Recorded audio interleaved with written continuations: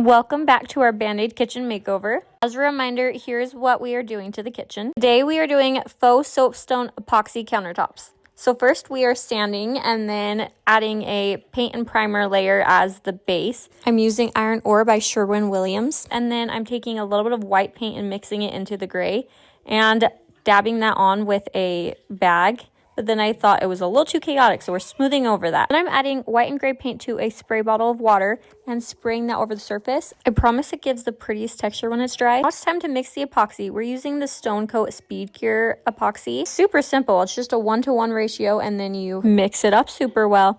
And then it's ready to pour. So we just pour it on the countertop and then use this, I don't know, spade trowel thing to spread it out. I've seen people use foam rollers, and honestly I might try that when I do the other side of the kitchen. Stuff is so thick, and then you really want to try and avoid air bubbles. Now it's time for veining, so I'm just using some white paint and a piece of cardstock, and then recommend you study soapstone and what the veining looks like before you try this. Pressure when adding the veining was high because you could ruin your soapstone at this point. Next, we're pulling the tape dam off the edges. You got to make sure that the edges are also coated with the epoxy, and you also have to scrape off any drips. It is very important to have a heat gun or a blowtorch during this to get any bubbles and uneven spots. Brett did melt the plastic once or twice. Now here we are looking exhausted at the end of it. It was 11 o'clock at night. But get ready for it. Here it is.